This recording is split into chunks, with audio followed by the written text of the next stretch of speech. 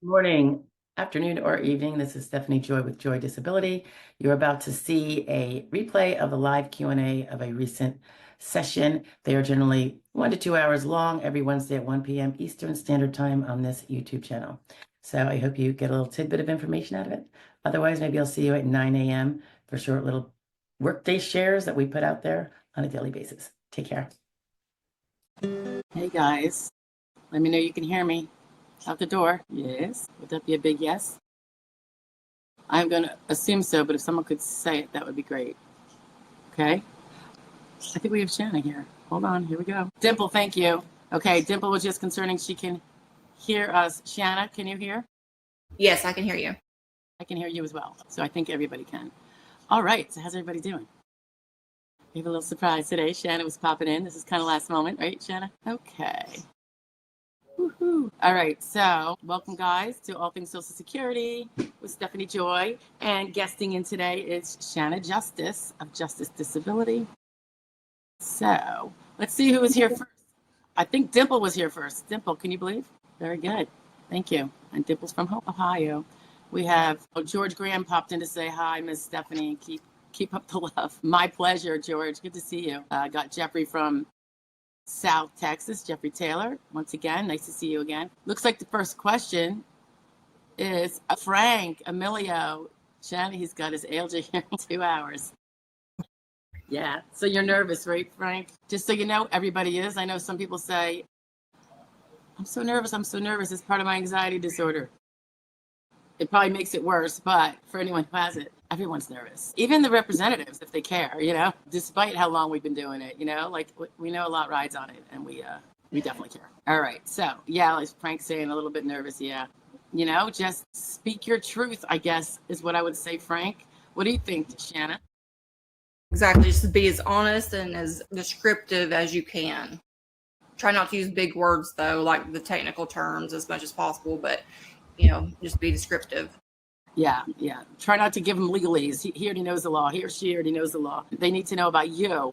And it all, in the end, your medical records you can't change. So the rest of it comes down to you and your functional limitations. So you got to just kind of help. If you don't have a representative, the judge is presumably going to be asking you about how long you can walk, how long you can perhaps sit. It really depends on what your vocational profile is and all that good stuff. So are you able to see us, Shanna? Is everything okay?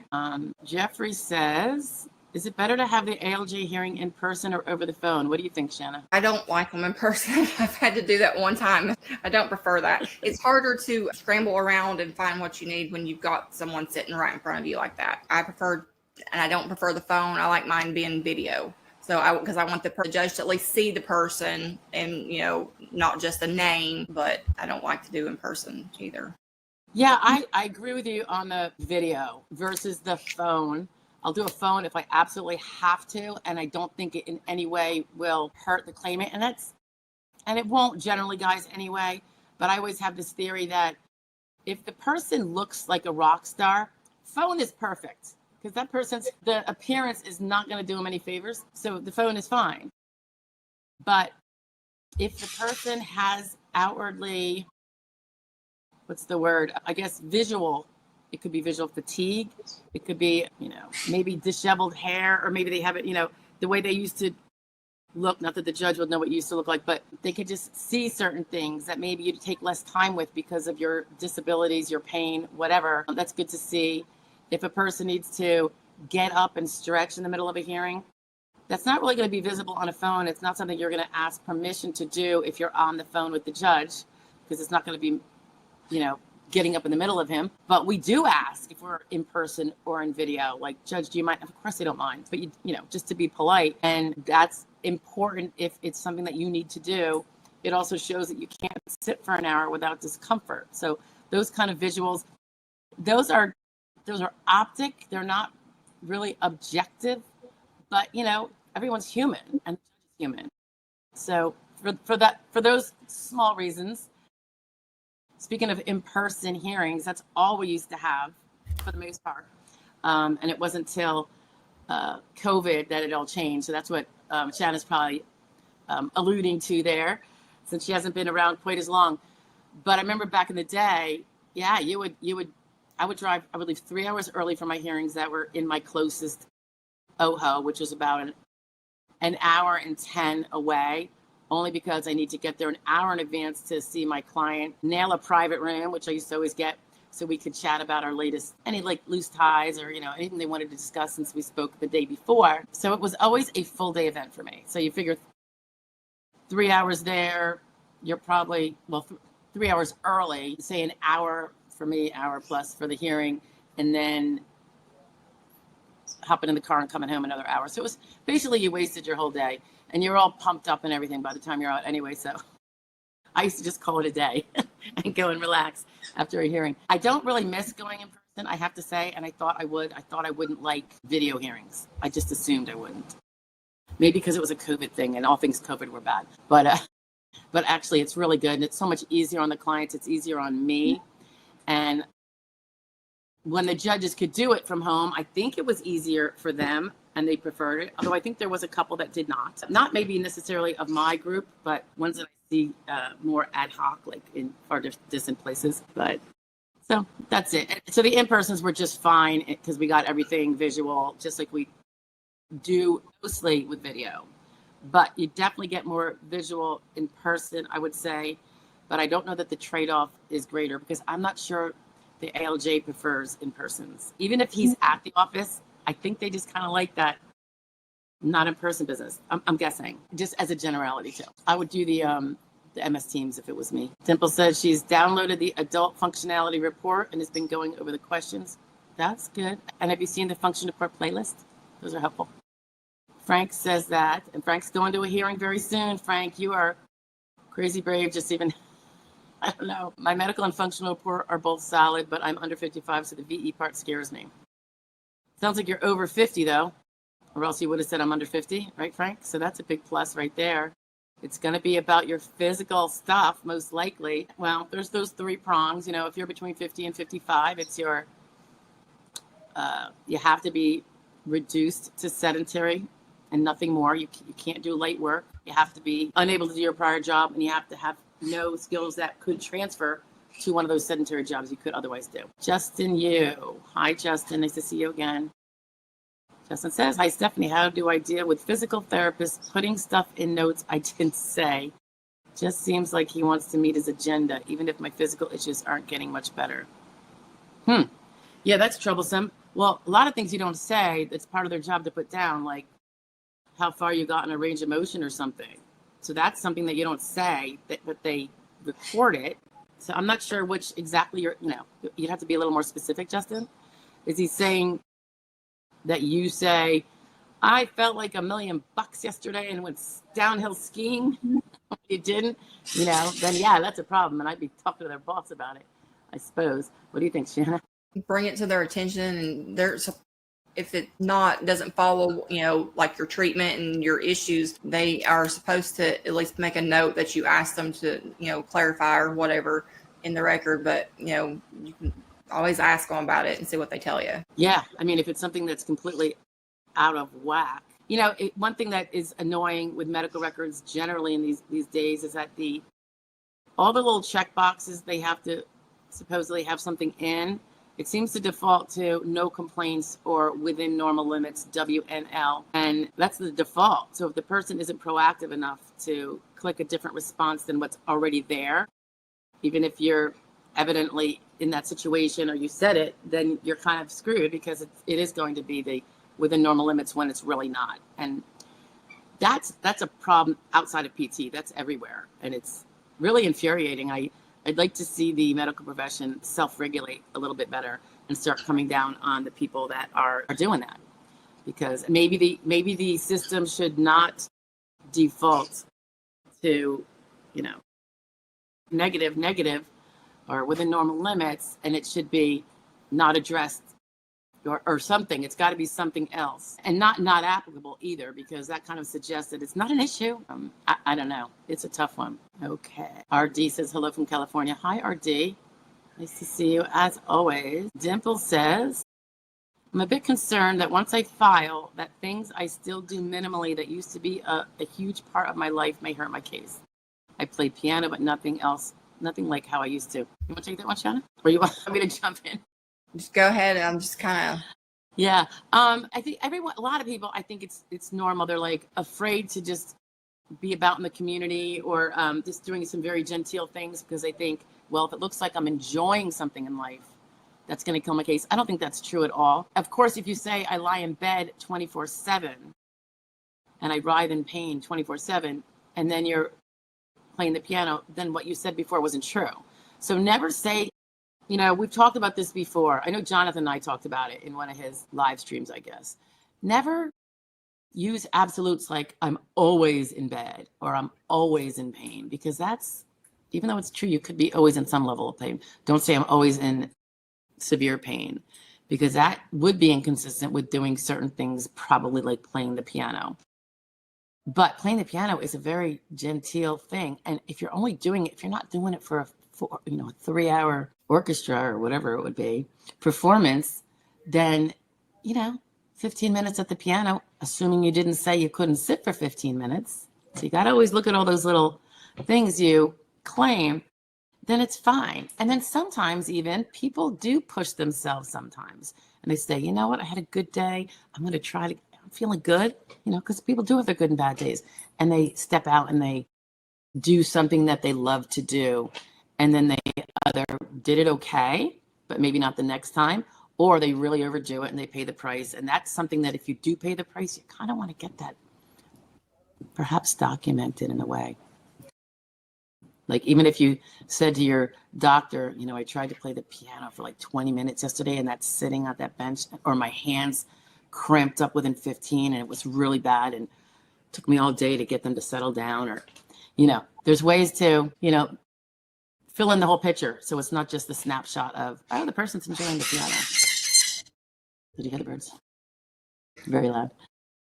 Anyway, thoughts on that, Shanna? Yeah, it's okay to try to do things. You just got to make sure that you're being vocal about that you can't do it for as long or as often or whatever, or it takes you longer to do the laundry or the dishes or whatever that you are trying to do. It's okay to try those things, and just got to be vocal about, and when you fill out them forms and things, let them know that it takes you twice as long to do it, or things of that nature. It's okay to still have a little bit of a life. You don't have to tell them about it all. You're still going to need to tell them about the daily activities and things like that. Just make sure you're making them aware that it takes you longer to do the things that you used to do or that you're trying to do. Yeah, it's really important to show how you don't do it normally. Basically, Yeah. It's not the way it used to be. And the other thing I would say is, if what you're doing is on its face inconsistent with what you say your impairments are, like I always use the silly example of, if you say you have a bad back, your job probably shouldn't be. I always use baling hay at a farm because I grew up on a farm. But it wouldn't be, well, I work very part-time, only like 4 hours a week, and I'm working construction. Like that, I wouldn't do that kind of job. That wouldn't be the part-time job I'm going to get, because even if you can do, maybe it's even, it's not heavy work, maybe it's medium and you shouldn't be doing it, but you're doing it 4 hours a week. Medium is lifting up to 50 pounds. The optic is going to not necessarily be that just because you say you do it 4 hours, you only do it 4 hours. And B, why would you choose that job if you have some blown out discs in your back? So just the real blatant ones, avoid them. And then those other ones that Shanna was talking about, yeah, just be very clear about how different it is. Even if you take notes, you're not necessarily going to go be reporting them to someone in real time. If you just keep a little journal of, on this day I tried to play the piano. Like I used to do that for an hour and a half straight, and I couldn't sit there more than 15 minutes, or my hands cramped up in 10 minutes, or whatever. And you have a little journal, and that might be something that actually we would maybe put into evidence later. Hey, I hope that helps, Dimple. You don't have to be bedridden. You should be able to have a life, right? Okay. Side legend. I don't know that we met. Did we meet, Eastside? Had been approved for panic anxiety disorder 3 years ago, but since then I have depression. How would that go for a CDR? Well, you want to start with that? It's not going to change anything. It's going to add to it when it's time, but just make sure you're keeping your, treatment. Keep going, getting the treatment. Yep, I agree. So, I mean, if your panic an anxiety disorder resolved, but it was replaced by depression, that might be a different situation. But I suspect what you mean is that you now have depression. And by the way, I think panic and anxiety disorders bring upon depression a lot of the time, because your quality of life changes when you have, really invasive anxiety. It is very controlling. So it can only help you, not hurt you. And that's assuming you're treating accordingly, that you haven't slacked off on the treatment, and assuming your records actually depict, right, that you now have this additional diagnosis, and maybe you're stable in the other one, meaning stable at your baseline, not, back to norm. I think it can only help you, like she said. Yeah. Doorbell. I heard that. Simple says, the little church I attended doesn't mind my limitations, and actually they bought an electric piano to make it easier for me to play. Oh, that's really sweet. So you volunteer, I guess, at your church, and you play for services? Is that what you're doing? It's probably okay. Maybe keep a journal as to if there's any symptoms that increase when you do it. What do you think, Shanna? Since it's probably not a 5-minute job, it's probably a 1-2 hour. I don't know how long it is, Dimple, but if it's longer, then maybe keep a journal about the issues. And the fact that they bought you an electric, see, I guess it's easier to press down. I'm not very piano literate. In fact, I have 2 left feet and I have no rhythm too. And I cheated in music class in 2nd grade or 3rd grade because I couldn't read the music. So I would pencil in the letters. So when I had to do the xylophone, I guess I consider it cheating. I don't know if I considered it cheating then, but I thought it was just productive and functional, and it worked. So yeah. And maybe you have a special cushion. I don't know, because I don't know your problems, Dimple. Cushion, or, however, any limitations to what you'd be doing if you didn't have your problems. Would you be doing more services? Would you be doing it 3 times a week or would you be doing morning session and Sunday and also the noon? And I don't know what your church does, but, how does that work? If you can bang out the whole day, that's not probably going to look too good. I don't know. Thoughts, Janet? Anything else? I agree with you. I mean, it's a little hard to comment with it when not sure what these medical issues are and things to that nature.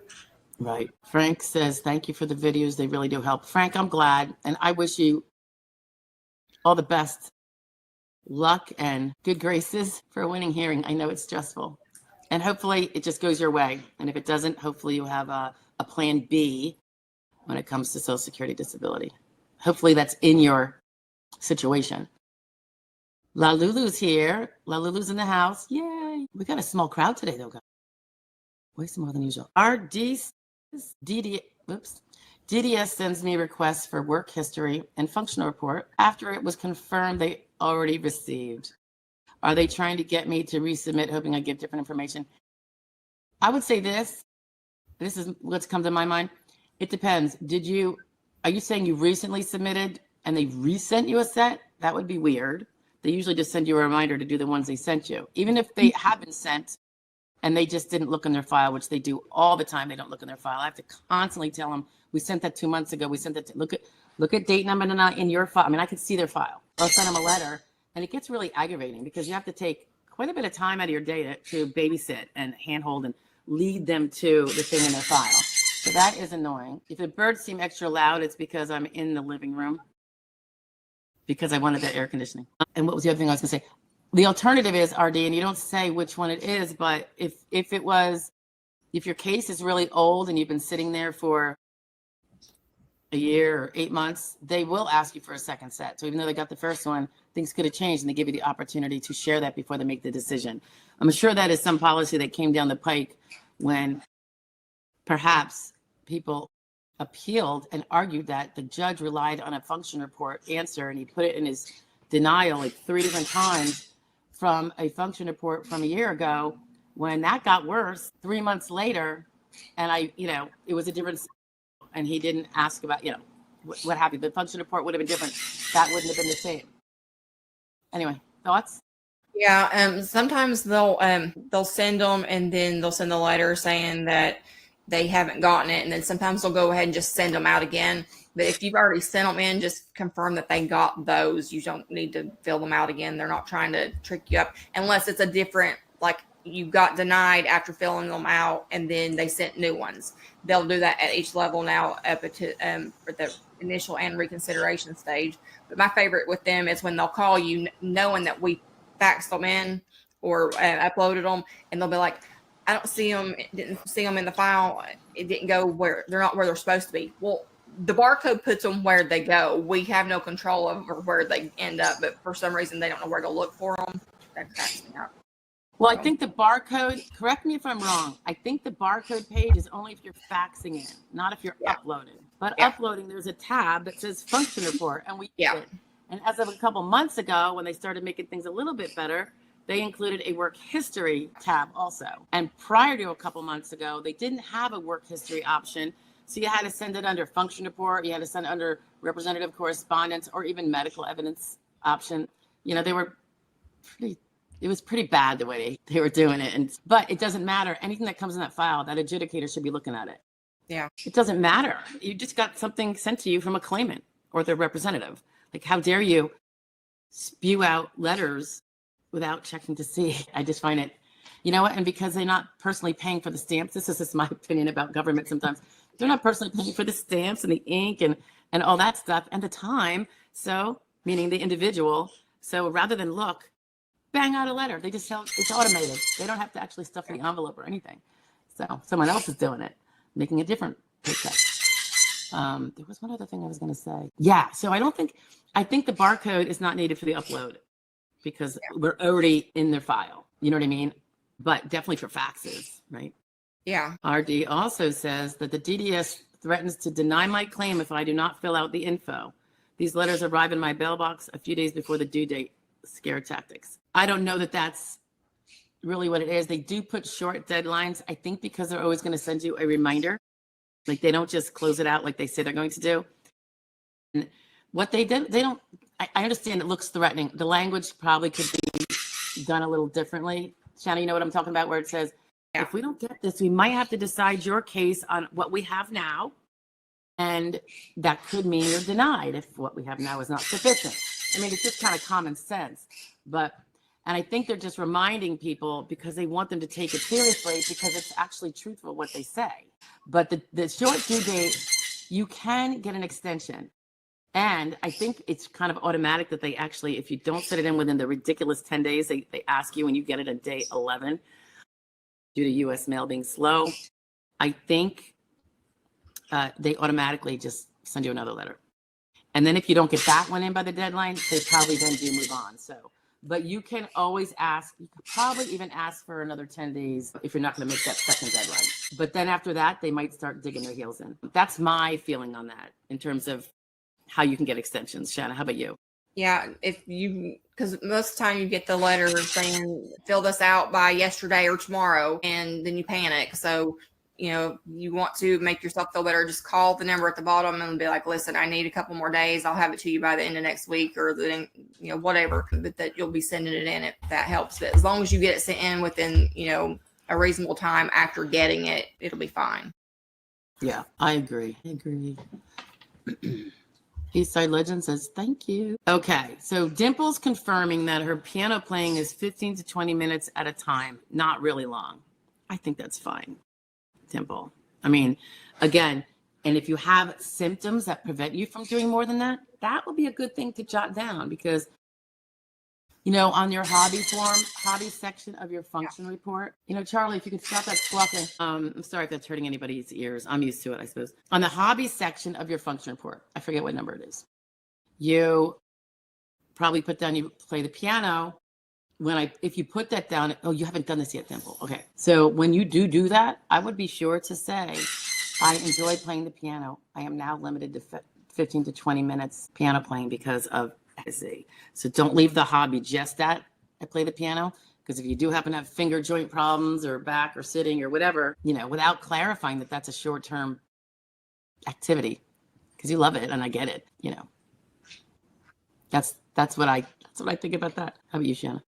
Yeah, I agree. You just gotta, you know, you don't have to stop living or doing anything just because, you know, you're trying to apply or whatever. You just got to make sure they know that you're not doing it all the time like you had been doing it before. Right.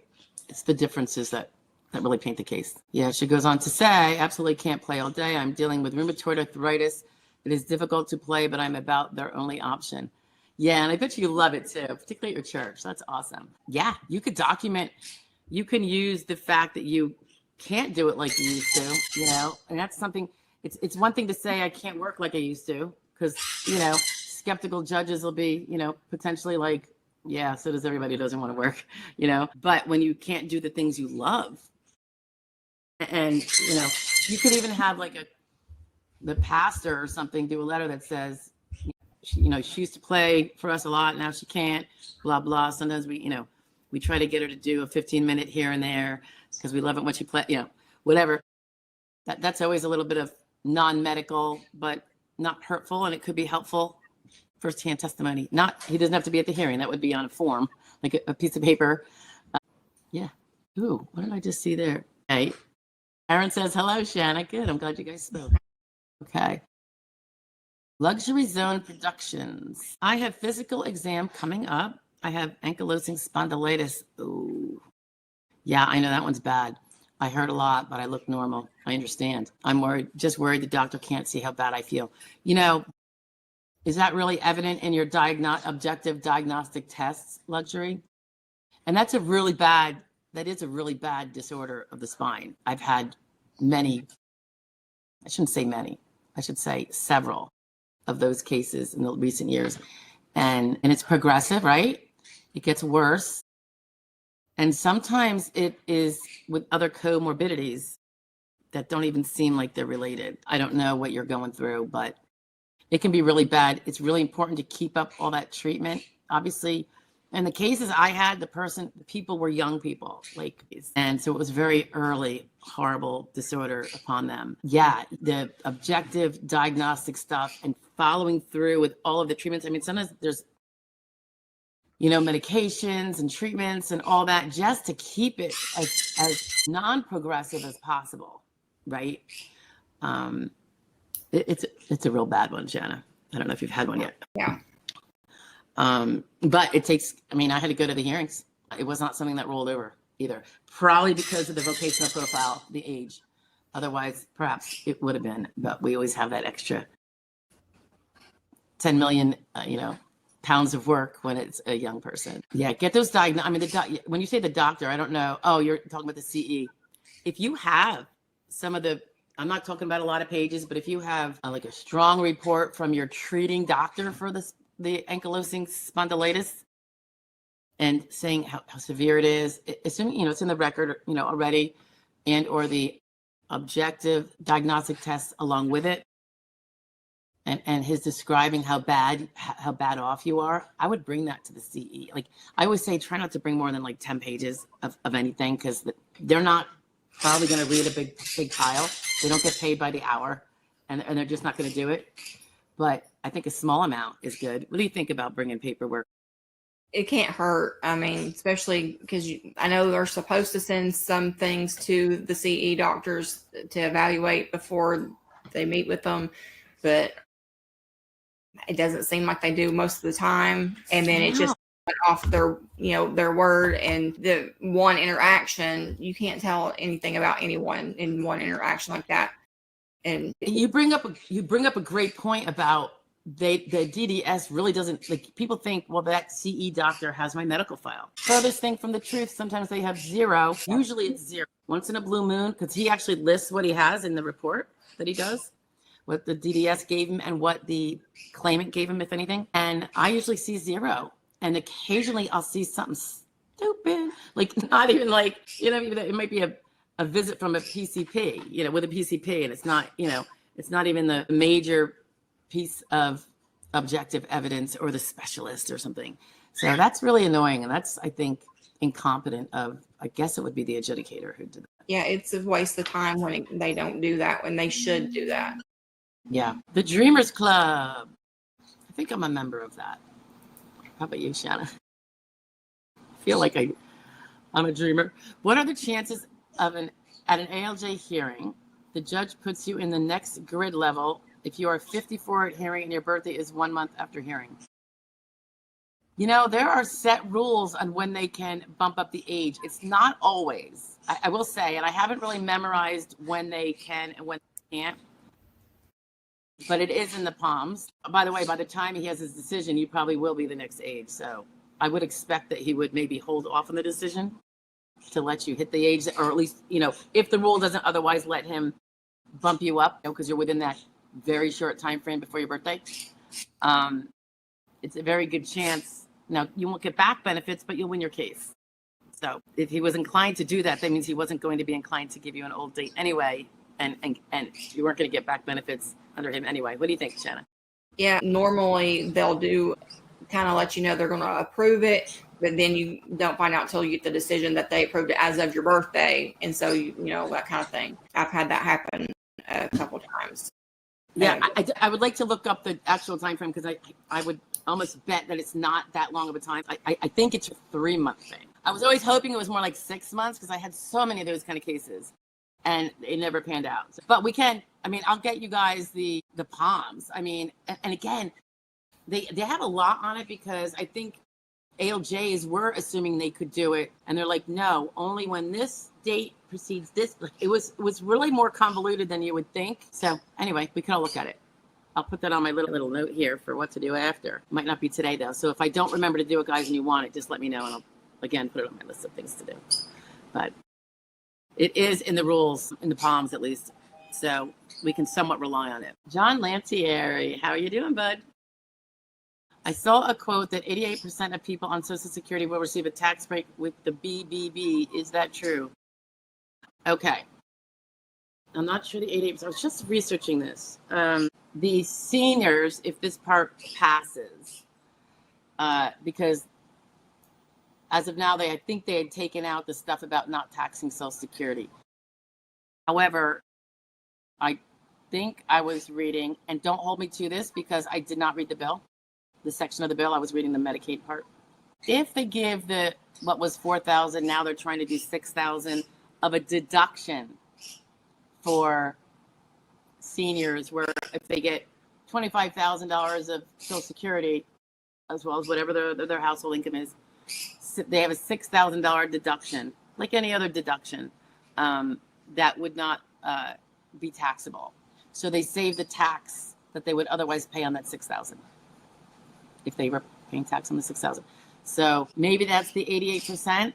I don't know that it is, though. There was something else too. I can't remember what it was. I'm sorry, John. I can't think of another thing I was reading about. Yeah, because I'm always studying up on all this stuff. But I try not to do too much of it until it actually happens, because it changes so much. Like what's in a bill, then it gets taken out, then it gets put back in, and until it gets passed, I try to stay a little bit with my finger here and there. I see all these videos of people like, if this, and I'm like, why don't we just chill and see what? It's like, I know it's for clicks and stuff, but it's a little annoying. It does look like something good might happen for the seniors anyway. Joe Rowe. Hi, Joe Rowe. I don't know that we met. Nice to meet you. Do large back pay SSDI settlements have a time factor associated with approval or denial? Do large back? No, not as far as I know. How about you, Shanna? Not that I can think of. I would also say it's not a settlement. This is not considered settlement. It's considered an award of what they found your stuff to. Some people say, well, the SSA settled my case. No, they made a decision on your case. It's not a settlement. There was no negotiation, Yeah. So no, big ones don't matter. I do know that if a case is really old, they will try to make it a priority in terms of, someone who's had a case going on for 5 years versus a guy that just came in 6 months ago. I think that the aging of a case can bump up its priority in terms of being addressed. But I don't think the size of the back pay. I don't think they're like, ooh, let's get this done so he can have money, really bigger money than everybody else really fast. I don't think that's it. Any thoughts on that, Shanna? Not really. Sorry. Luxury says, I'm 52, worked at Home Depot 28 years. Good for you, Luxury. Also have Dupuytren contracture in both hands. I think you could have a good case, Luxury, if you're working up those hands. Because remember, you have to prove you can't do light work. You're going to have to work on that ankylosing for that, probably. But doorbell, the hands. I always talk about the hands, because you have to prove you can't do more than sedentary work. So you have to prove you're reduced to sedentary.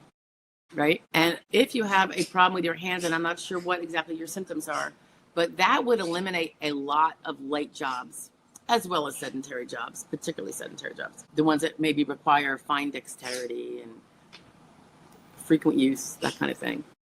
So you probably have a good case. So hopefully you have a representative, and you're kind of being advised on where to strengthen your stuff. Did you just file? Refresh me. Do you know if Luxury is going to a hearing, or did he? That's the one that I just saw it. That has the Doggy face. spinal ankylosing spondylosis. Yeah. Did he say what stage he was at in the process? Hi, Karen. Karen says she's in reconsideration. I went to my medical CE. SSA didn't send the doctor the history. Typical.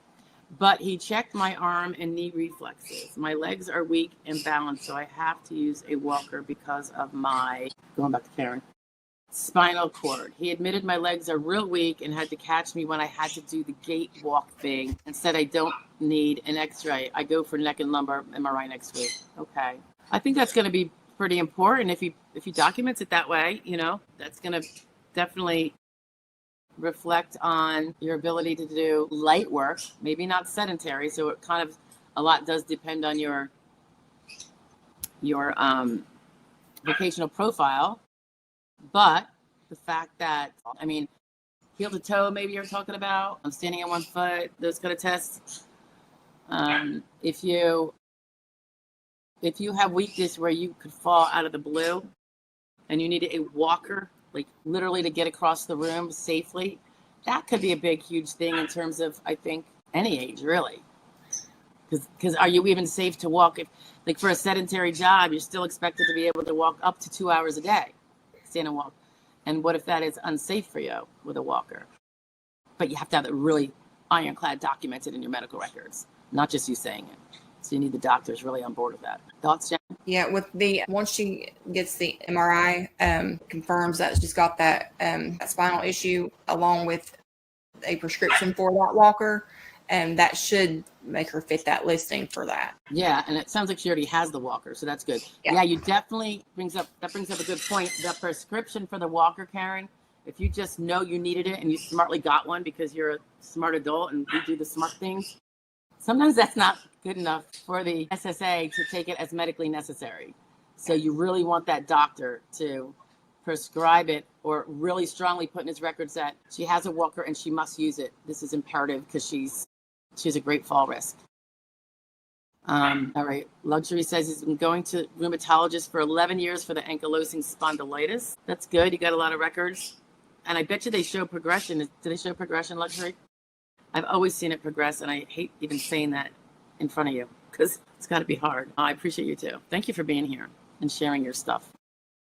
Art of practice. Good to see you again. What typically happens during a second hearing when AC sends a claim back up to the ALJ to reevaluate the opinion evidence? Gee, Shanna, you're the queen of remands. Shanna had a remand hearing today, right? Yeah. You want to?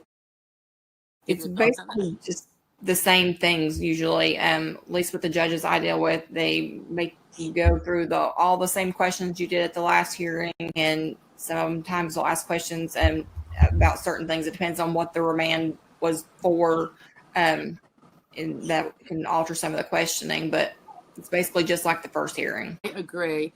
I would also say, well, you're probably too late for this, but I hope between your old hearing, I can see out my front window, it's pretty interesting.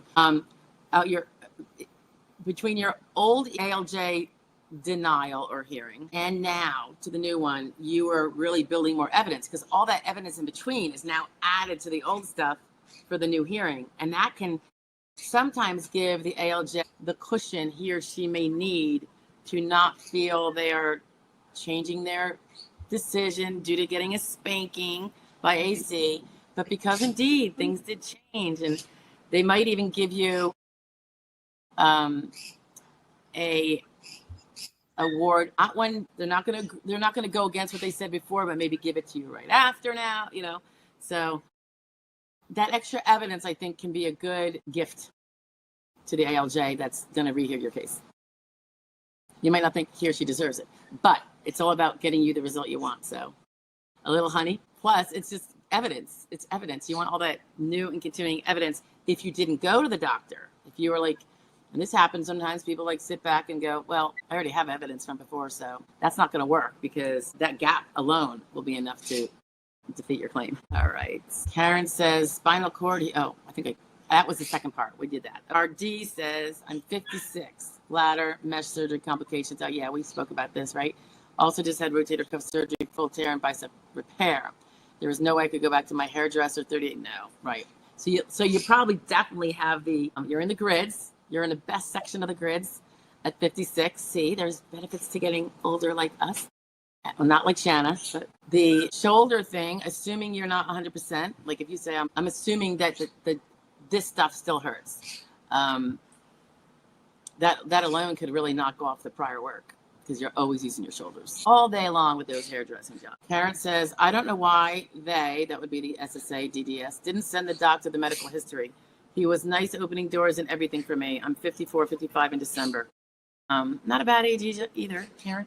Yeah, we were talking about that before. You were probably here, right? Shanna and I were talking about the atrocious way they send you to a consultative examiner who does not know you, does not know your medical history. They usually do have a list of what you filed on. That's just your subjective allegations. So I find that to be not worthy at all, because they're going to ask you that anyway. I don't know why they don't do that. It is appalling. And I get it. They're not going to be able to pay the guy 5 hours to read all the records.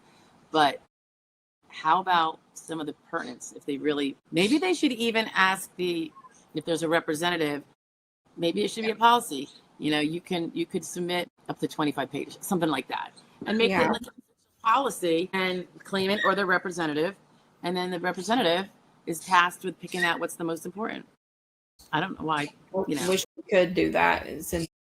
I mean, we can. It's just that they don't have to. We don't know that they actually look at it, but I do think it's not a bad idea. We do it sometimes. Sometimes it's the kind of case where it's really not going to help. It's like more subjective stuff. But if it's like wham bam MRI, that's whoa, it says severe canal stenosis impinging on four yeah, that'd probably be something to send up. John says, thank you. Oh, thank you, John. My wife will be 65 in February. Currently building a case with her knee. It's been hurting a long time. We'll see you in the spring. Thanks again, 78. Yeah, no, definitely. I'll talk to you then, John. But I hope she's not waiting till she's 65 to file. John, is she still working? I'm just going to throw these out there.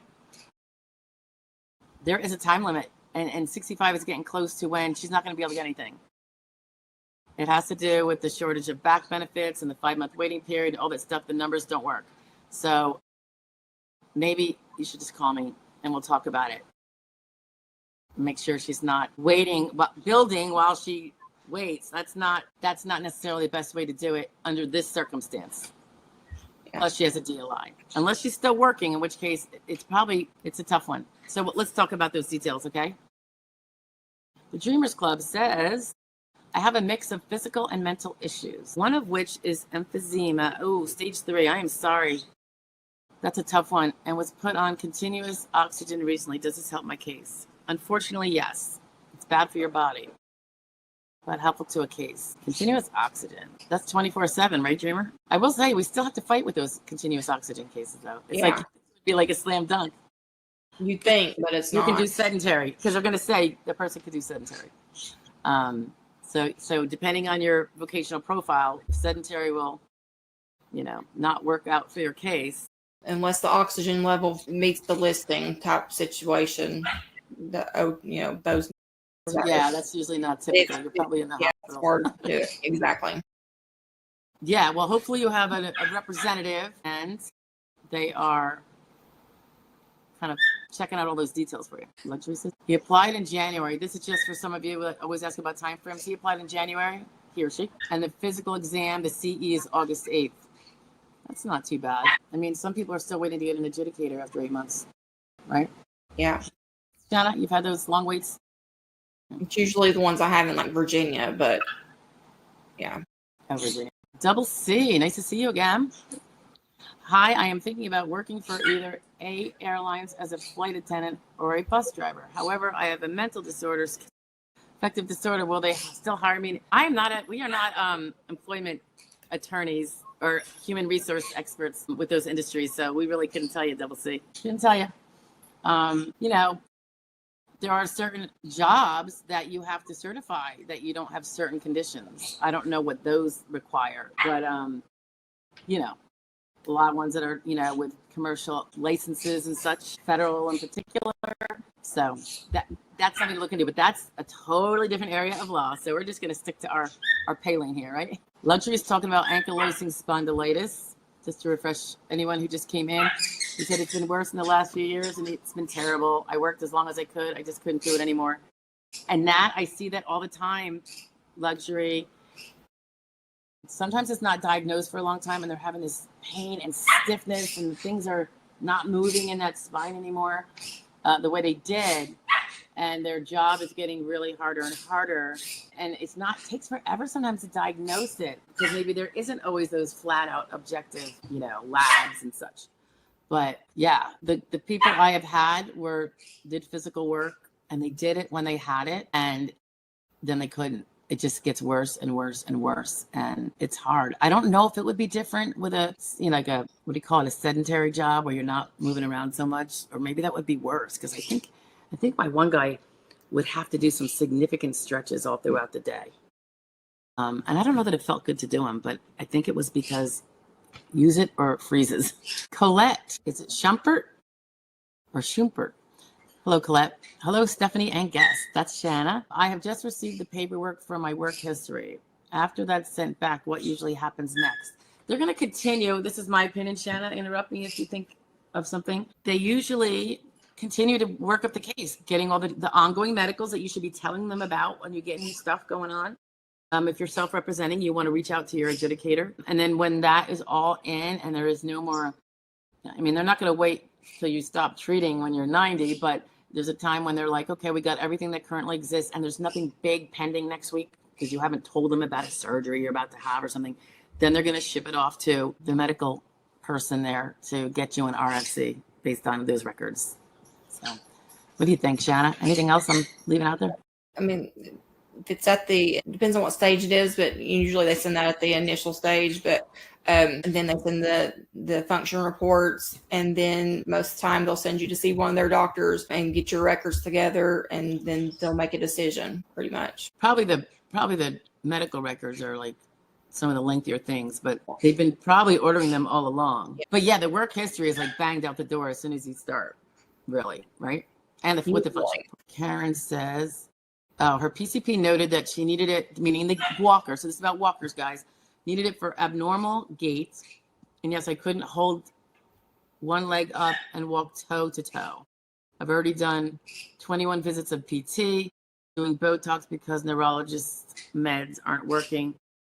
I have 15 something.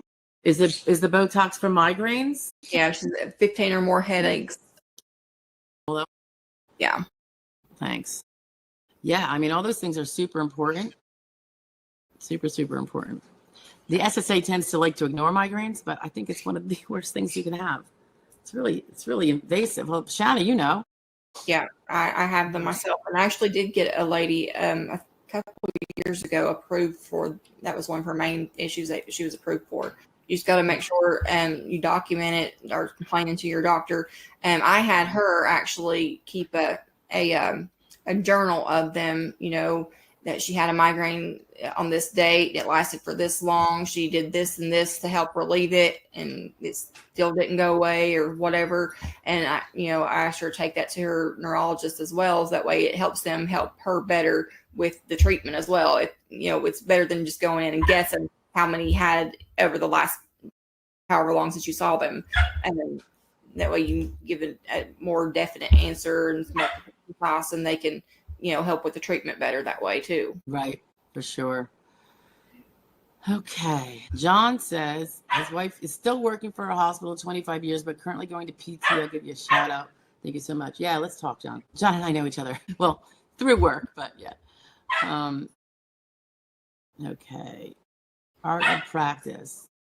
Art of Practice says, thanks. Also, have you all had much success in arguing that there are not a sufficient number of, I'm going to reprimand that dog in a minute, that there are not a sufficient number of jobs available in the national economy, like nut sorter, jewel stringer, or dowel inspector? I will say for myself, I find that one of the weakest ways to try to win a case. If it's obvious, yeah, you might mention it. But if the sources, I'm going to have to leave this one to you, actually, because I want to go tell that dog to be quiet. Can you take this, Shanna? I'm going to pop out a second.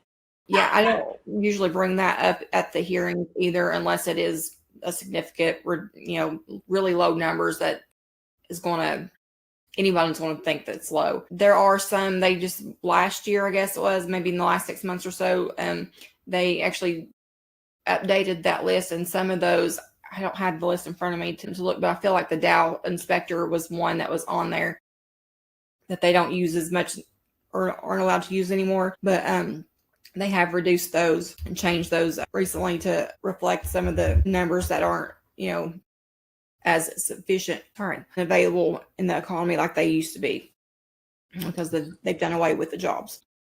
Where's your water? I know, I forgot mine too. Yeah, I think one of those, I think, is on that list that they just came out with a few months back that they don't use anymore, but I don't have that with me. I had it earlier this morning for my hearing, but not now. Yeah. Is that like the nut sorter? I forget. They don't really bring those up so much anymore because there's so many others that they can use instead. So it's almost like it doesn't matter too much, in my opinion.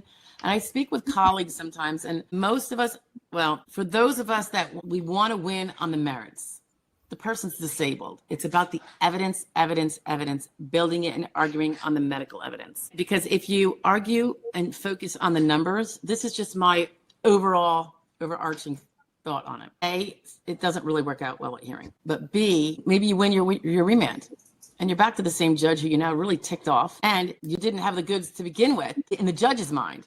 So I'm not sure not focusing on the medicals and focusing on these little technical things is the way to go about it.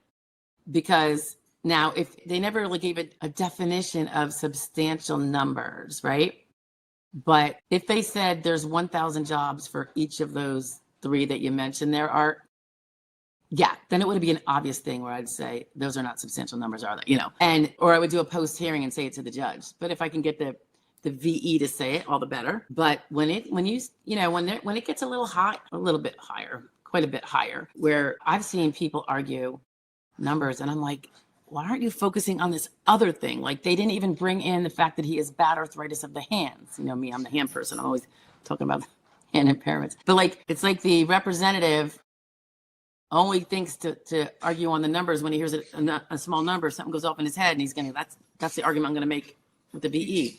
When if he was listening to the testimony and knew the medical file, he would be picking at some of the symptoms he knows exist and are documented in the file and using those to add a hypothetical. So I think sometimes when people focus on the numbers, it's because maybe they're not that familiar with the case. Like, they're maybe the attorney that just came in, and they're just kind of that, because I hear so many times people are like, my representative didn't even ask any questions of the VE, and I got denied because there were all these jobs.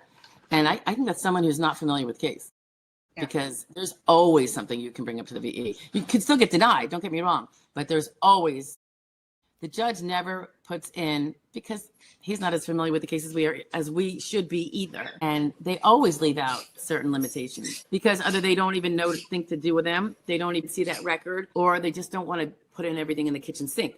But it's our job to throw any of them that would be relevant in there. And have a whole nother hypothetical that we're allowed to make our own hypotheticals after the judge is done. I don't know. I think it's the merits. That's just me. Yeah, I try to do the same thing, even if it's just the off-task thing, because most of mine are mental health, related. So they don't always do that.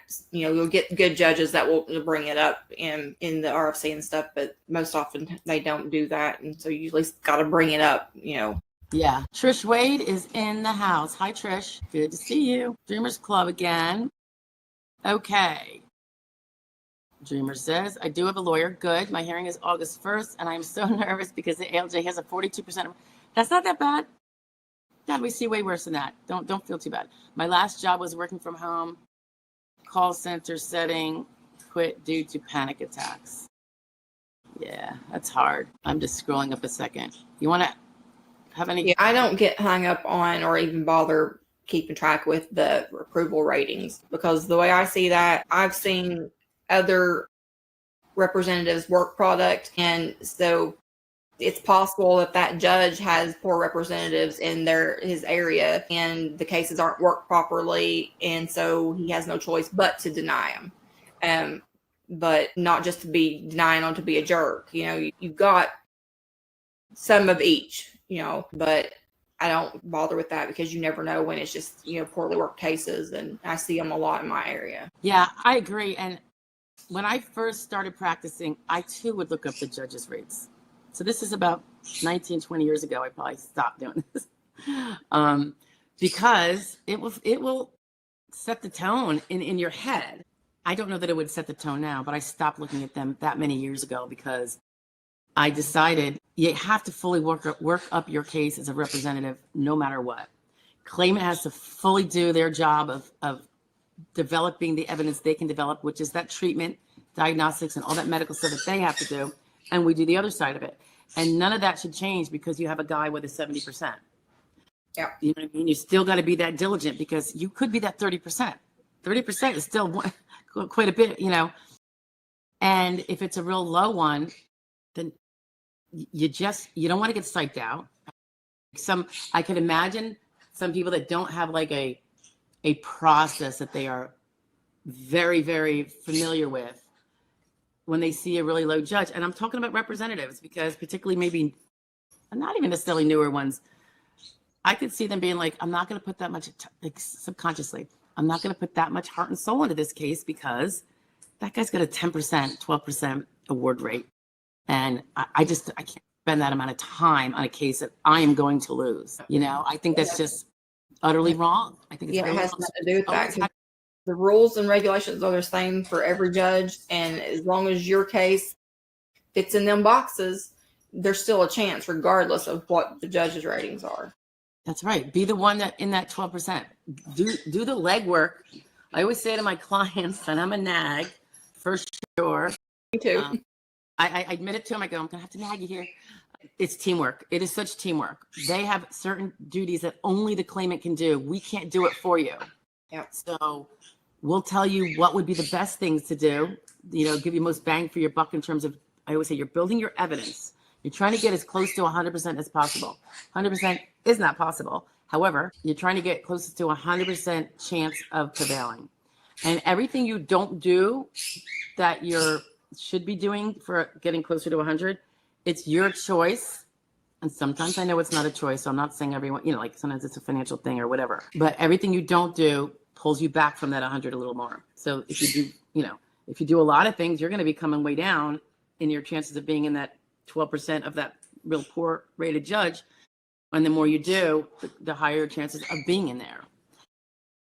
Remember, a lot of the people aren't doing that, and you could be the one doing it. So that could put you even better chance of being in that 12%. Yeah. So, okay. RD says, yeah. Oh, okay. Talking about this process takes forever and is stressful. I would go back to work if I could. I really miss being creative in the social interaction. Yeah, that's all true. I mean, you really have to try to keep your chin up, I think, during the whole process. Hopefully you have good people around you and a good support system, and or a friendly and supportive representative, right? So, with good communication and all that. But and I will say, I rarely see someone who doesn't feel the same way about I would go back to work. I have seen it, and they're still disabled, but maybe they hated their work. They weren't like a personal life. But mostly, even people who don't say, oh, it's my dream job. It wasn't like that, but it was their life, and they were self-sustaining, and they had their social, like you say, RD. I think it's probably why a lot of people who never had a mental health issue in their life do often get at least mild depression, and sometimes worse, and anxiety because of this. Adjusting to this new, don't know if you're going to win, don't know, the financials and the change in the quality of life from the conditions that they can't do the things they did.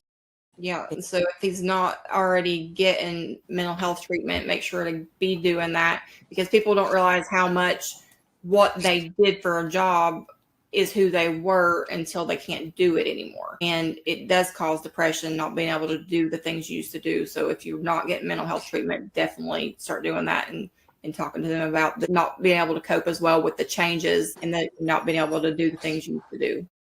Sometimes, and I'm not saying this is you, RD, I don't recall if you had, felt you had anxiety now and stuff, but it is very common for people who are not, don't have a history. So you might be the kind, I do have people who don't have that issue at all. They just don't. They can talk about how much they hate XYZ, going on in their life, but they're still, it's just people have different, fortitudes about it, I guess, mentally. But other people, it's different. And it really maybe depends on our upbringing. I think it also depends on our family support and, what we have supporting us. Everything in various ways can impact it, I think. But if you find that you are having extra anxiety, losing sleep over is like a good sign when you don't necessarily see a sign anywhere else, then I do think you can actually address it officially, and that can actually help a lot of cases. Because when you have that, you can't focus and concentrate. I've never met someone with anxiety, losing sleep, who has not also lost the ability to focus and concentrate as much as they did, to retain things as much as they did. They're not like mentally disabled or anything like that. But if the difference in their case is, could you do that skilled job you used to have and not, sometimes it's that mental health proof of, poor concentration and focus that lets them, if they're in the grids, lets them win number 2 about can't do your prior job. And sometimes number 3, can't transfer those skills, because you have to have a retention and a real strong retention and ability to manipulate that information to a new industry. So it can help in a lot of ways, particularly for the over 50 crowd. So I know some people don't want to do it, but I would be the nag that says, but consider it, because for your case, if for no other reason, because, if it is, if it is the duck, Tony P, hey, good to see you. I've been on step 4 since May 7th, when the ME sent my file back to the field office. Okay. The ME, you mean the DDS? On the portal, it says 15 to 30 days. Haven't heard nothing yet. Is that normal to still be waiting? That is a long time, because that's almost 2 months. You follow it, Shanna? Yeah, I just call them. Yeah, you could call the field office, and because maybe it's in federal quality review and not non-medical review, which the non-medical happens to winners and losers. And I don't mean to call people winners or losers, but if you prevailed on your case versus were found not disabled, yeah, you can just call the field office. They're not the ones that make the medical decisions, so that's already been made. So you're not going to be able to screw it up by calling them. Like, I don't want to accept that. They have no say in that part of it. Agree, Sha? Yeah, it's not going to hurt anything to call and ask about it. And then maybe something happened and it got stuck somewhere and somebody forgot about it, and you will call and remind them. So, Charlie, anything's possible, but it's not going to hurt to call and ask them about it and see what they tell you. agree.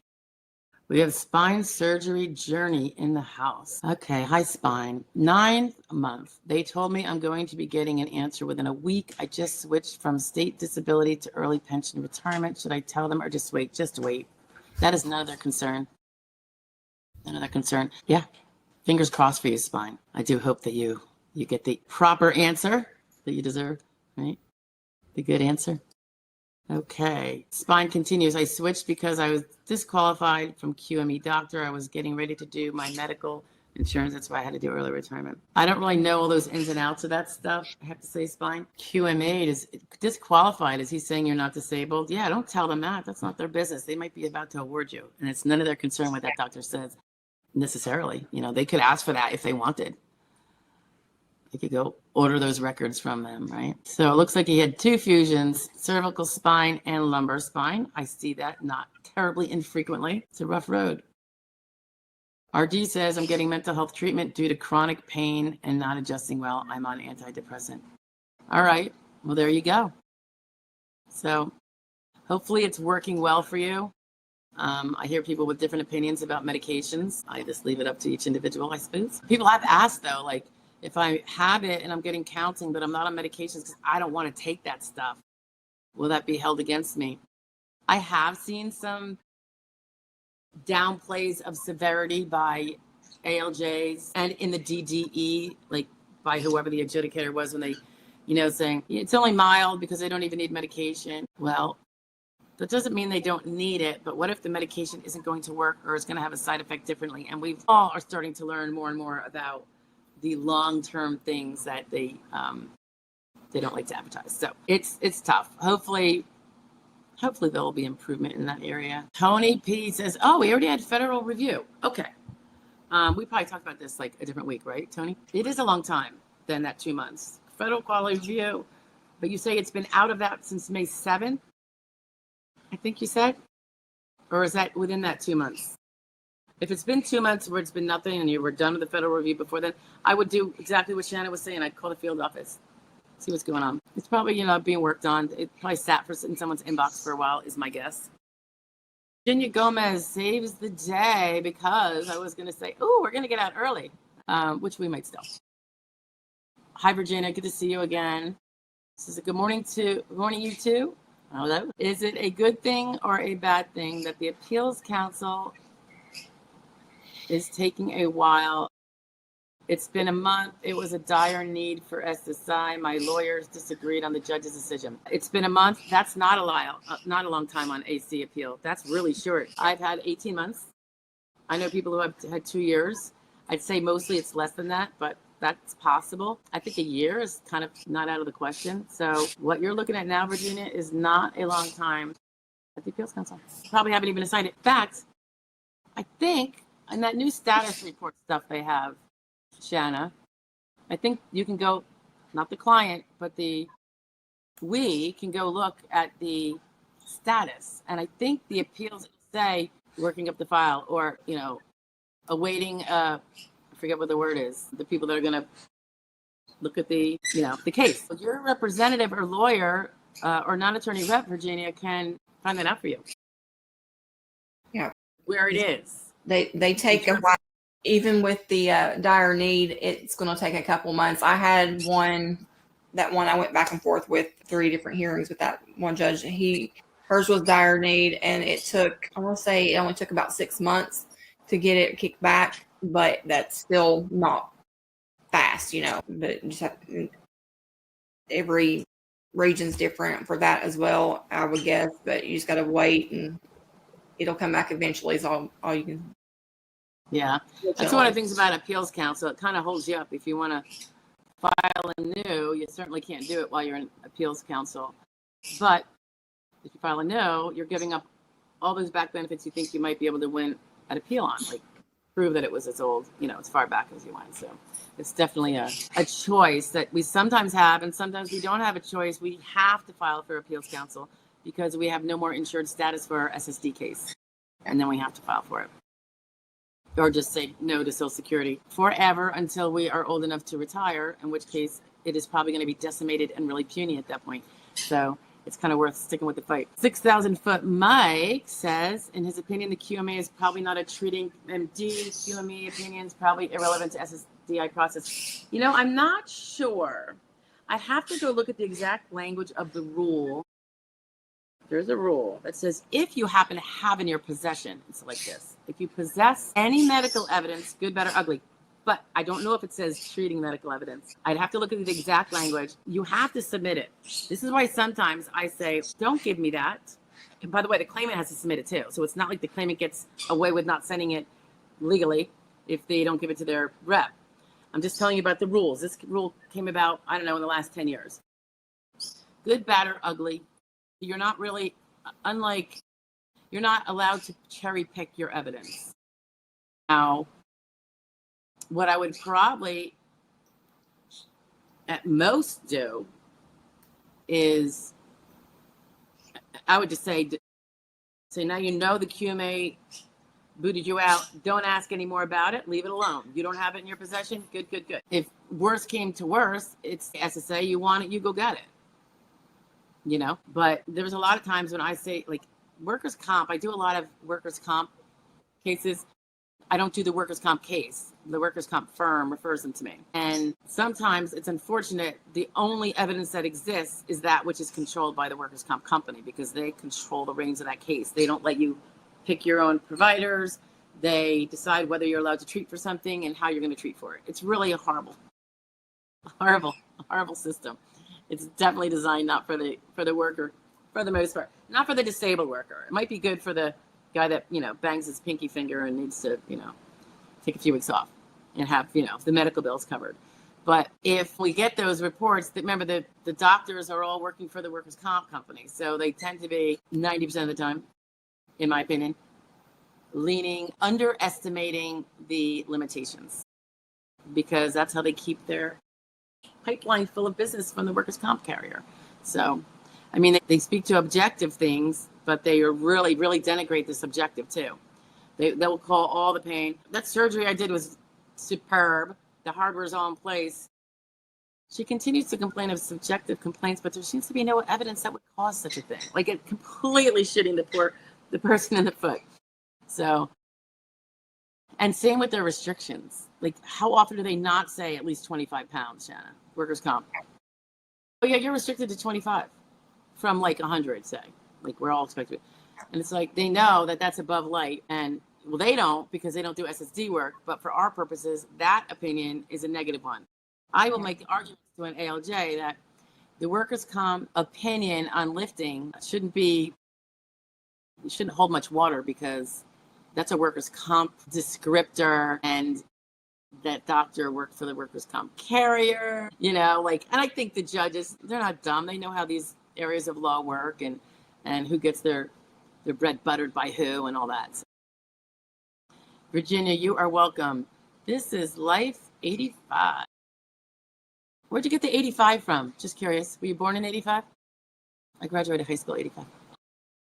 Submitting RFC form for long form CDR at the DDS stage. I think what you mean is probably means the update form, not the RFC form.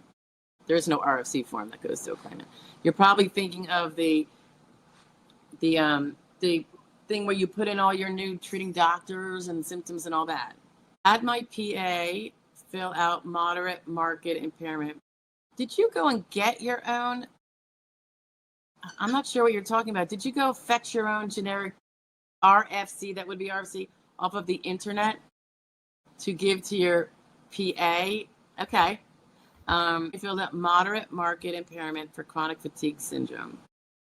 Greater than 10% off task and 3 or more missed days, she signed. Will it help avoid a CE? And you're at a CDR, huh? You're at a CDR. Well, for it to avoid a CE, it means that you have to prevail. Otherwise, they'll probably give you a CE, because they'll give you that one extra chance to get better evidence. It really depends if they take the PA's opinion, particularly about the greater than 10% off task. I don't know that the lower levels actually do the off task reviews. I don't know that they actually, that's not one of their checkboxes. Part of we argue that with the judge, and the judges can do it because they have far different discretion, and there's a VE to ask about the off task. But it's a little different at DDS, so I can't speak to that way. But I'm curious, this is Life. If you did go get something, it's just weird. I'm just curious what you're filling out. Down below, it says that they made an RFC form. Oh, you made it yourself. Okay. All right. Which, if you know what answers will suffice for that, then that's fine. But more importantly, does your PA and your doctor's treating records actually speak to those limitations that PA is now putting in the RFC? Because the RFC, or medical source opinion, is really what it is only as strong as the background medical records that are consistent with it. So if this is just new stuff that she's putting down to help you win your case, and she never spoke to it before, I think they might give it little weight. Now, if you're on CDR, there is more of a burden on the SSA than normal. They have to prove improvements before, there would be a shifting burden, I think. So it changes up a little bit to your benefit. So, but if you can get a good RFC that's to the point, and the PA says nothing that can then be used to show you could do this unskilled job, it could be good. And if the records support it. The problem usually is that the biggest problem I see with self-directed RFCs to our providers is that the provider doesn't realize what the terms mean. And they might say moderate, moderate, moderate, thinking, well, that's pretty bad. Or maybe they have one market and no extremes and one market doesn't do it. Then they don't realize that they just sunk your case. Usually it happens more, not with the markets and the extremes, but in the kind of things that are about lifting. She's very limited. She can only stand and walk about 6 hours in it, all day. And I'm like, you just pegged her at light. You didn't peg her at disabled. You pegged her at limited from, say, 14 hours of a normal person to 6. That's limited, but that's still jobs she could do. So they mean well. They think they're saying, and then it's the opinion that's, It's funny you're talking about fatigue there. This is life, because I was just doing, mine is very, very short and to the point, a fatigue questionnaire for both my client, and then it's going to go to the treating doctor. And it's not about market. It's more about how many times does the person have to go lie down during the day and for how long, those kind of things. All on one page. I know if you give lengthy ones, 10-page things, most doctors will use it as Tinder. But anyway, that was funny because, yeah, I just did. I think I was working on it this week. Aunt Scary Sherry. I'm sorry, your name is so cute. I have been in recon since October. Is that normal? Oh, yeah. In this day and age right now? Yeah. Last few years, it is. Hopefully, your rep can go in and see if you have an adjudicator. Well, unless your rep doesn't rep a lot of people and has never registered to be in like that. Have your rep go in and say, is there someone, they could see when it was anything was last added. If they've been adding things like they should be all along, like because you're still treating, right? Then they could see which things they added, which would skew the last date someone was in there.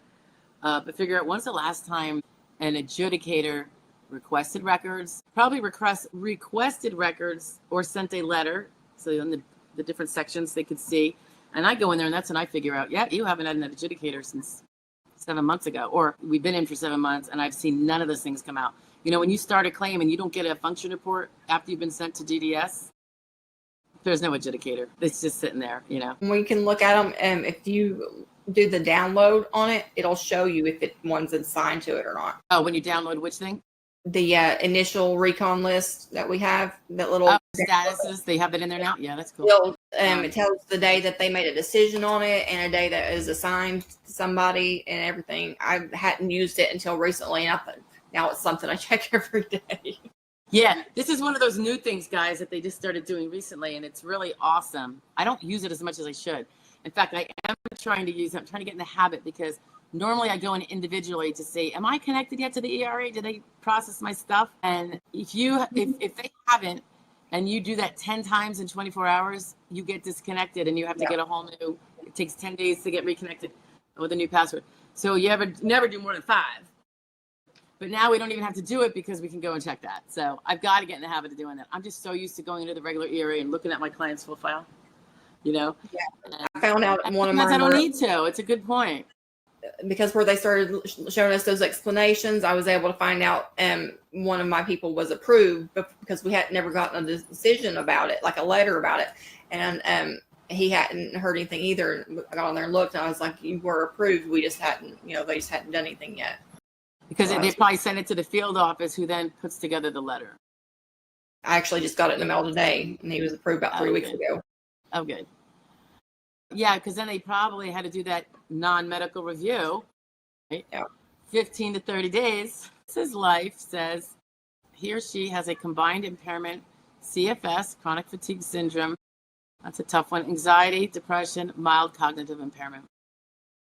Yeah, those are hard. It's hard to hold a full-time job reliably with that stuff. CFS adds a lot to the others. And the mild cognitive impairment may or may not reduce you to unskilled in terms of eliminating all the jobs that are skilled or semi-skilled. Maybe. I guess there was a prior ALJ who said there was moderate limitation in 4 areas of mental functioning and off task greater than 10%. So we tried to mirror prior ALJ finding. What prior ALJ? You mean a different ALJ in a different case? Not you, right? Because, you're on CDR. You're the one on CDR, right? Okay, gotcha. So I hear you. That's not unsound logic right there. I think you're doing great.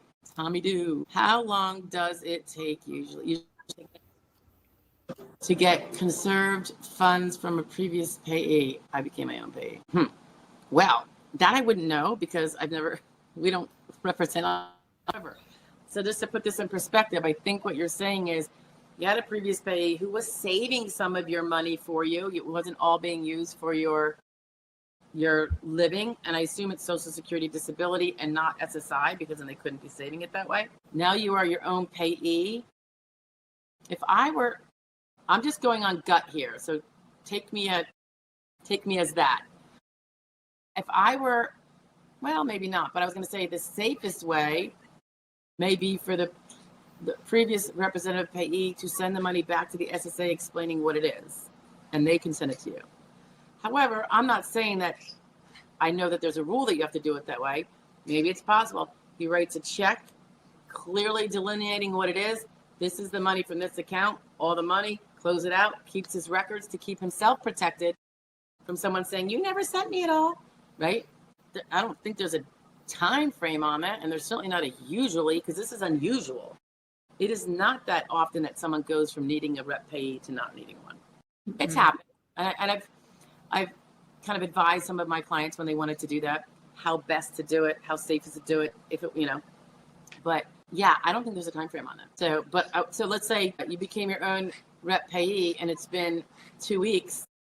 That seems like a short time, right? But I'm still saying, like, if that guy knows that you're now, that should be acted upon. If it goes 2 months, I would be very concerned. What does the old rep payee say? Is the old rep payee supportive of your taking on this new responsibility? If so, I would think they would be really helpful. Or are they someone else who's was maybe enjoying some of the funds? I mean, you seem to think there's conserved funds. Or are you presupposing that they're conserved funds because you haven't seen any? Well, the funds are generally to be paying your rent, your food, your clothing, your recreation. So, usually that eats up everything. And there isn't usually spare money from SSDI. Unless you're otherwise kind of wealthy, maybe. But I don't know. What are your thoughts, Shanna? I mean, they would have to, because they can't just close out that account. They'd have to, I don't know how you do that, because it would be a special account as them being the payee in order to be able to get the checks to come in. But that's just guessing that there is money that, just because that wasn't given to them each month like they thought it would be, and assume that it was money that wasn't given to them was saved. It's not always the case. That's just, there's a whole lot of, because it's usually not given to them. It's usually the reason why it's not given to them is because they were deemed not able to handle them. So the representative payee was paying your bills. If you had a roof over your head, now you're going to be paying rent, or or whatever, something. So if it's a parent, sometimes there is, if they were able to afford to and wanted to, put all that money aside for their kid. There are some parents that are able to do that. And then they have a nice big nest egg for their kid once the child turns 18. The child can use it for college if he's able to go to college, or maybe start a special business where he could make part-time money, or buy a house. There's so many great things that can be done if they don't have to use it to support, pay the basic living, which is what it's originally, and that's like the first priorities. And then after that, if there's stuff left over, because that's maybe a very small amount, then they save it. And then don't know Tommy Doe's scenario, but it could be where or Tommy Doe, I'm not sure. It could be where the SSA said to the rep payee, so it's 18 now, they do this, so it's 18 now, if you have any money that you haven't spent on him, you have to send it back to us, SSA. And then SSA sends it to the child, and that's a child who's now 18 that there was no rep payee due to medical disorder needing one. It was just because of minority, just being a child. I don't know. Tommy Doe, don't know what your situation is. Maybe you're 18 now. I don't know. Just have to check with just check with the office, and they'll tell you the timeline that to expect and what to do for that situation. Yeah. And I'll just ask them what the status is and what's going on. Ooh, Aunt Scary Sherry says, I think this might be for you. Is this your client? Yeah, that's where I was talking earlier. He did have to go and see do one of the CE visits with one of their doctors prior to being approved. Very good. Aunt Sherry says that she does grit out. I think what you're saying is you think you should grit out. You're convinced that your evidence supports a grit out. Well, that's a good start. It's a good start.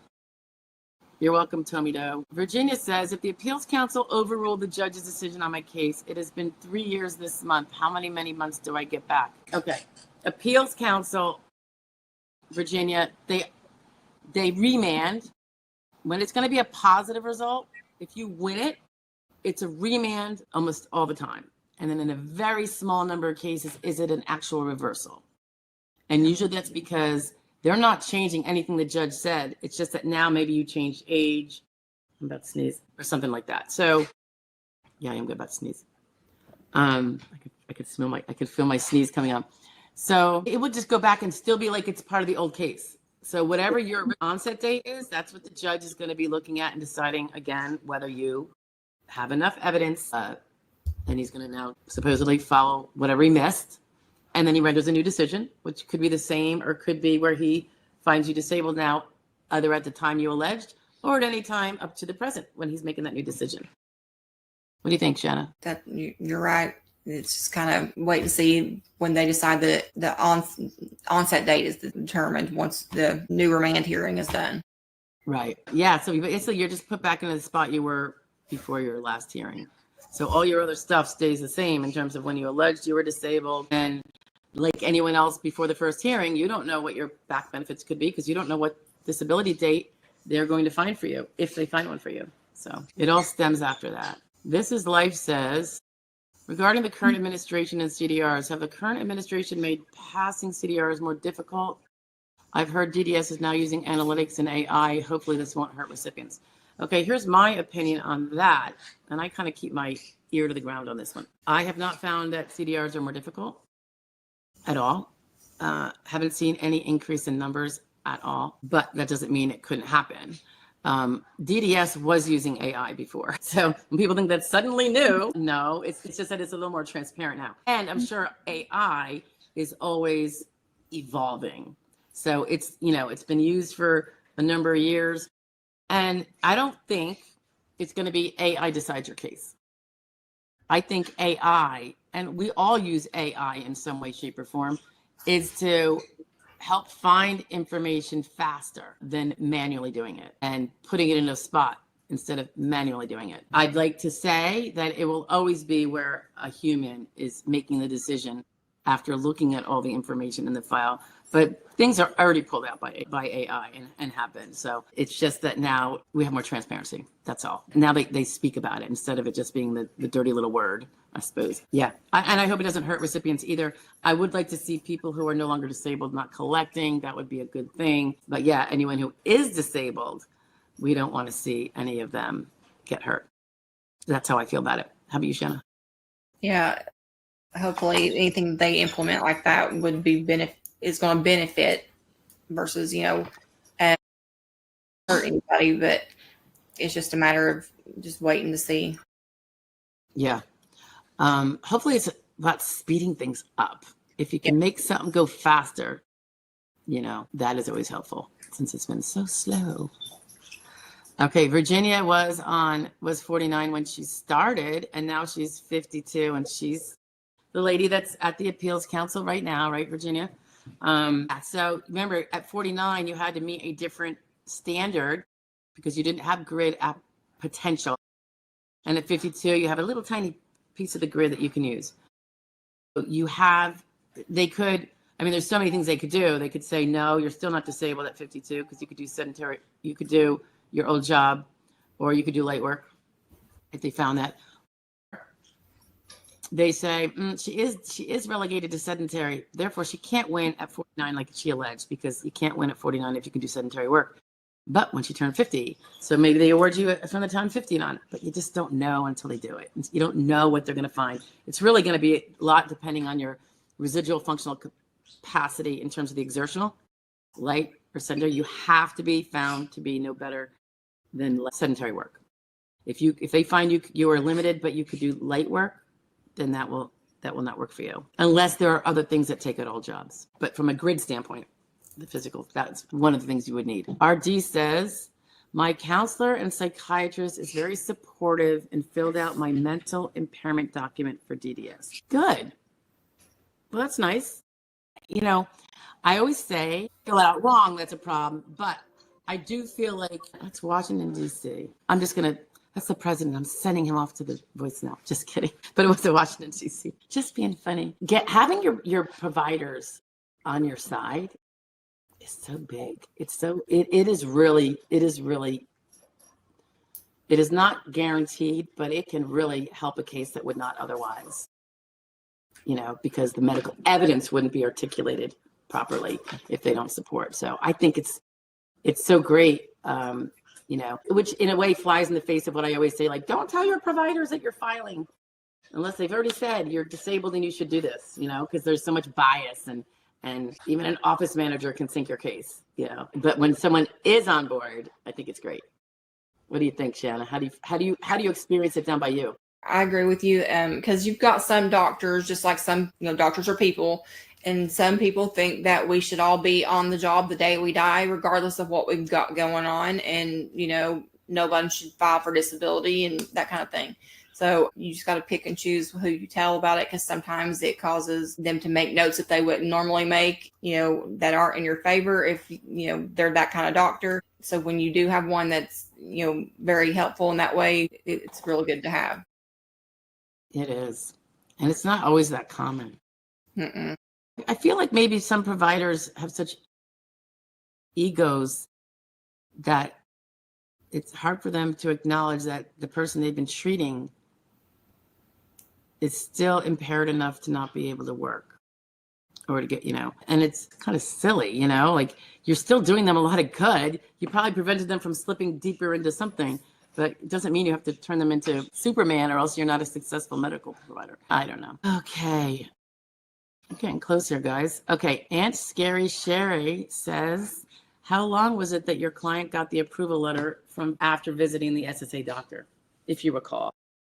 I'm not sure. It was probably a couple months that they got us finished getting records, and I sent a bunch of records in. So it was probably 3 or 4 months, maybe. I don't really remember.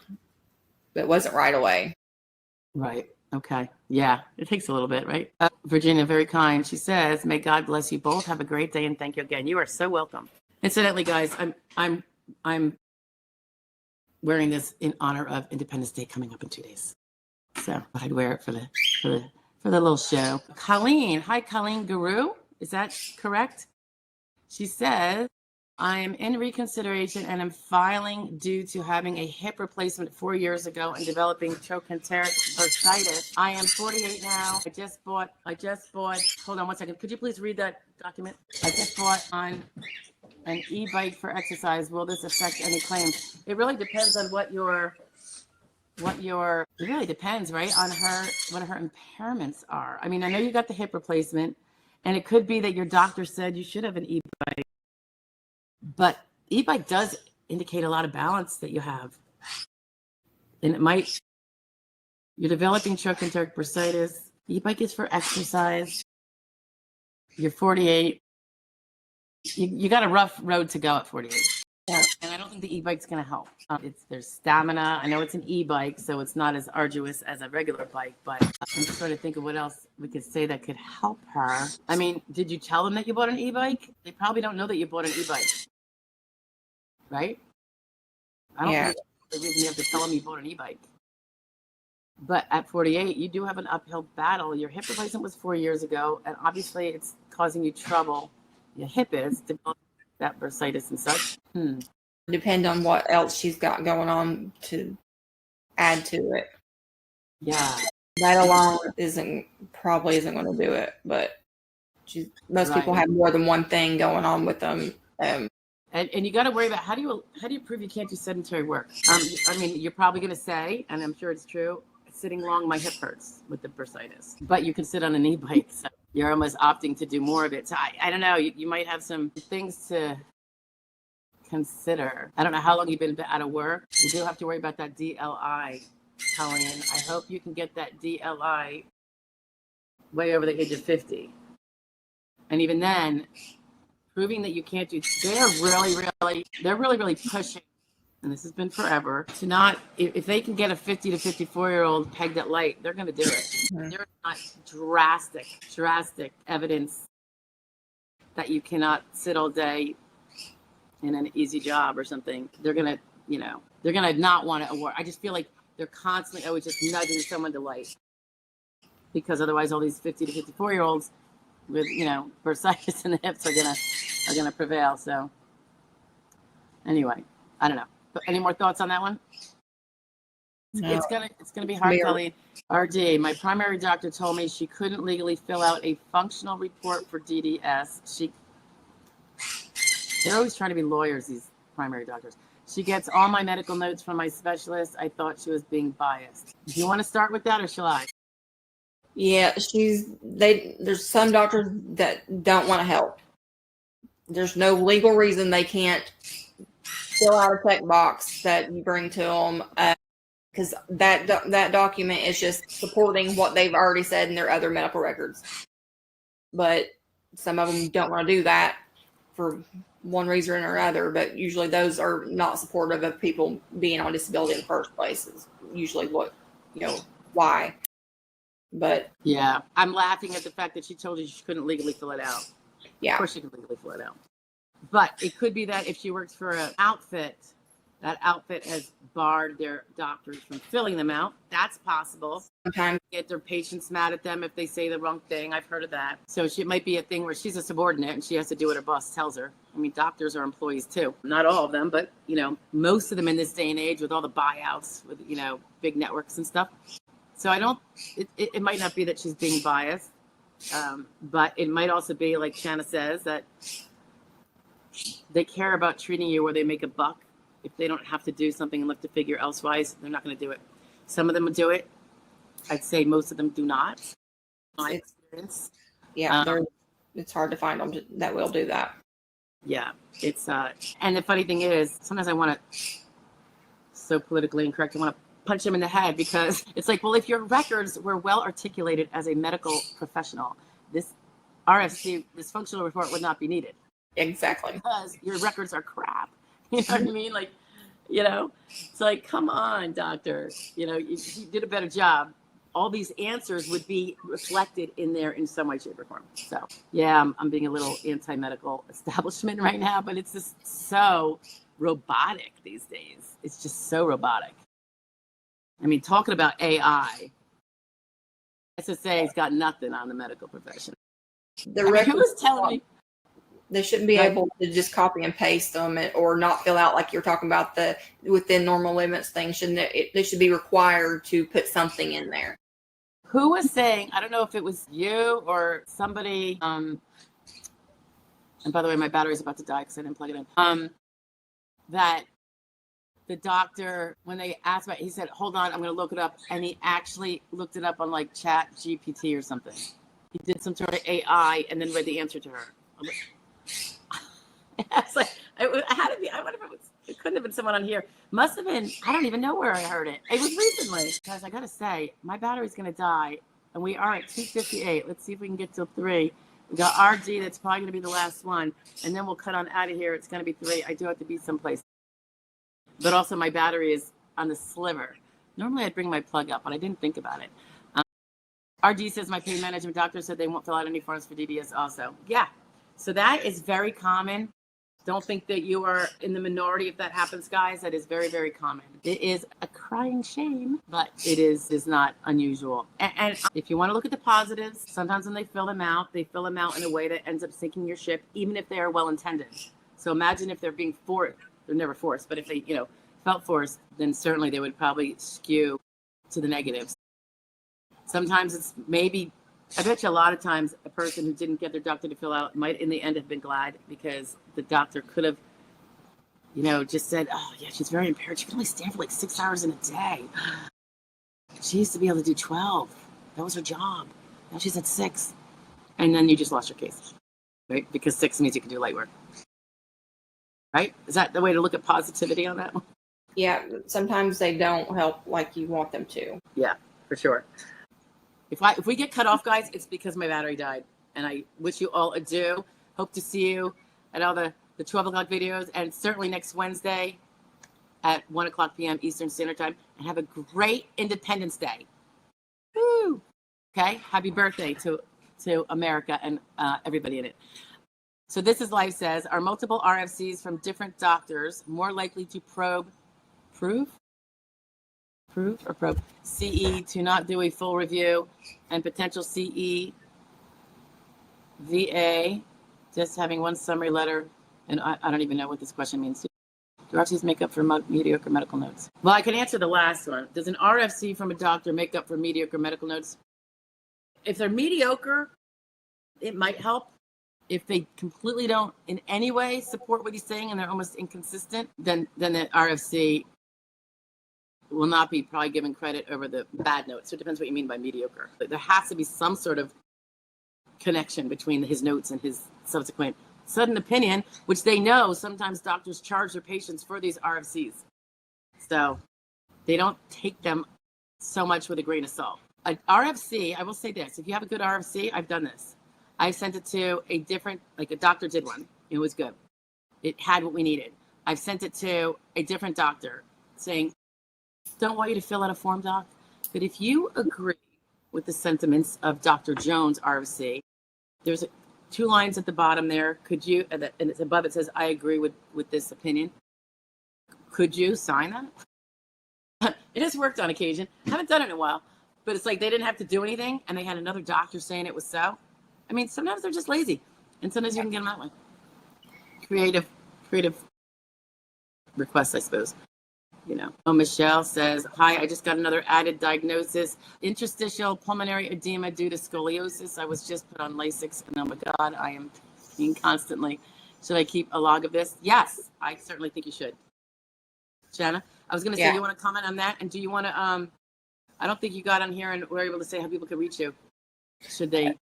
And be reached at justicedisability.com or on Facebook, the Justice Disability Facebook page. Call, email, text, whatever your preference is. I'm currently taking cases at all ages and issues in all states if anyone needs help with the process. Sounds like a game plan.